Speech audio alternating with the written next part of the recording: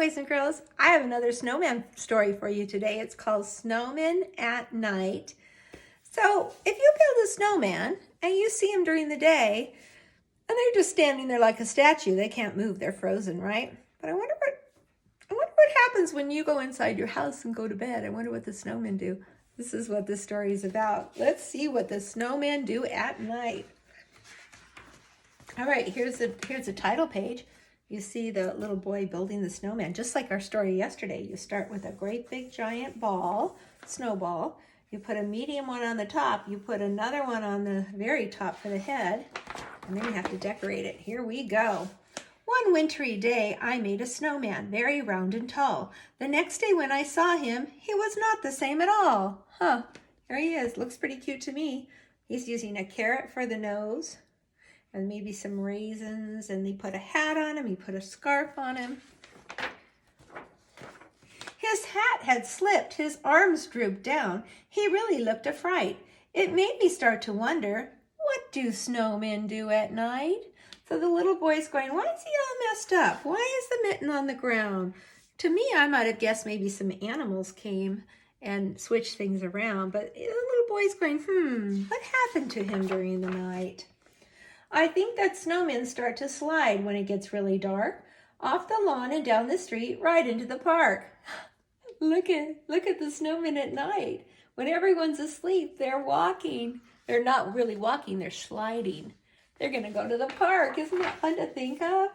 They gather in a circle while they wait for all the others, sipping cups of ice cold cocoa made by snowman mothers. This is so cute. I love these pictures. Look at the snowmen. They're drinking cocoa together. Look at them. They're sitting at the picnic table drinking hot cocoa that their mommies made them. Then the snowman games began. They line up in their places, each one anxious for his turn in the snowman races. Okay, they're having races. Look, they're running.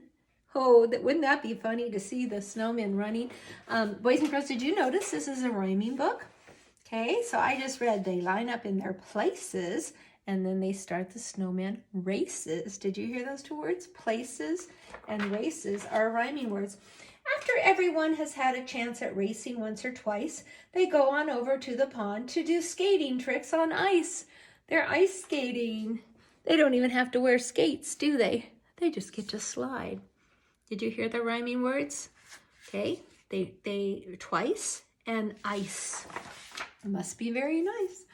Sometimes they start giggling and then they act like clowns. They bump into each other until they all fall down. Oh, they're being silly.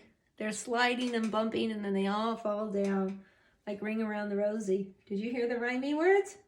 Clowns and then down.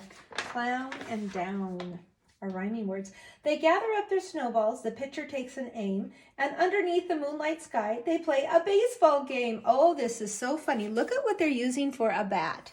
They're using the broom for a bat, and what are they using for balls? Snowballs. Oh, this is just the cutest story ever. I love it.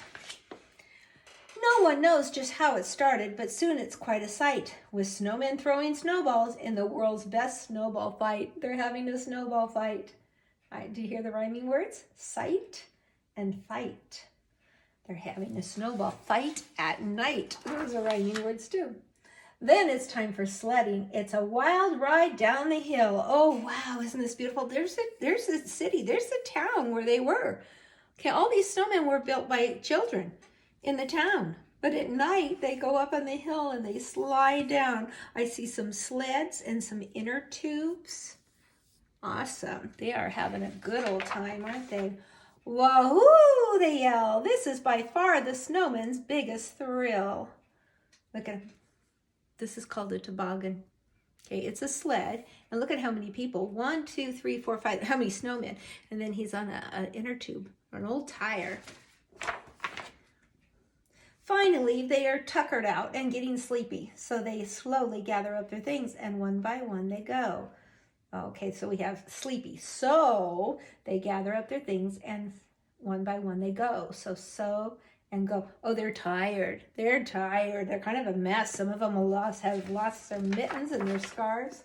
So if your snowman's grin is crooked or he's lost a little height, you'll know he's just been doing what snowmen do at night. Look at the snowman in the morning. Okay, the boy's going, what's going on? What happened to you? Well, the snowman snuck off at night and went to the park and went sleigh riding and had lots of fun, huh? And that is the end. I love this book. Wasn't that a great book? Well, I want to read a lot of winter books because next week we're going to do some writing and I want you guys to write some things about winter, like what you like to do in the winter time. And I want to give you lots of good ideas. What we're going to do now is, we only did one page yesterday. I know we could have done more, but that lesson was getting kind of long. So we're going to do another page. And this one's called Frosty Friends. Now it's a math page. You see numbers on the broom.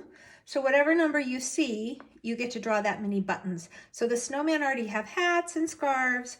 They have carrot noses. They have their brooms. They're just missing their buttons, right? So this one has a number 1. I'm just going to draw 1 button. This one has 6. 1, 2, 3, 4, 5, 6. Now, I just want you to do them. I want to be able to see them. So please don't just put dot, because I won't be able to see that when you take a picture. But don't make them too big. If you put them too big, they won't fit. So just about this size, just a nice little circle. All right, I see a 7, so I have to draw 7 buttons. Now, 7's a pretty big number, so I think what I'm going to do is I'm going to put 1, 2, 3, 4, 5, 6, 7. I'll put 4 buttons here and then 3 more here. 2, I can just put them right like this. 1, 2. Oh, that one's missing a scarf. If you want to, you can draw a scarf on that one too. Oh, I guess he doesn't have to have a scarf, or she. All right, yeah, some of them don't have scarves, do they? 5, so we draw 1, 2, 3, 4, 5. This one has 3. You guys get the hang of it. I don't have to do this whole thing. For the one that's 8, that's a lot of buttons. You might run out of room, so I'm going to put them in pairs of 2. 2, 4, 6, 8. There, side by side. And then 4. And then when you're all done, you can color it. Okay? Let me take a peek at this page. Yeah, you know what? Let's go ahead and do this one. It's super easy, boys and girls, okay? It's a graphing page, okay? It's very easy because the numbers are very small. You're going to take a look at this snowman, and there's a few other things in the picture, right? You see some snowflakes, and you see some cute little snowbirds. Now, it says down here, how many of each things do you see in the picture? I'm going to do this down here first. How many snowbirds? 1, 2, 3. I'm going to write the number 3 here. Let's count the snowflakes. How many snowflakes? 1, 2, 3, 4. Is that all? 1, 2, 3, 4. Yeah, these numbers are little. Too bad they're not bigger, huh? How many hats? Only 1. Okay, now you get to use these boxes to make a graph. So we're going to go, how many snowbirds? I want to use some kind of nice, like, remember when we did the calendar and we did turquoise and purple? And you guys can pick a third color. Well, snowflakes would be white, but white's not going to show up. So maybe I'll use a magenta. Yeah, I don't care what colors you use, but you got to pick out 3 colors. Okay, so for the snowbirds, there were 3. So I will color, well, I'll use my magenta. Okay, 1, 2, 3. So I'm coloring 3 boxes. So this is a graph. We did graphs when we did our apples. Do you remember that? And we will be doing more graphs.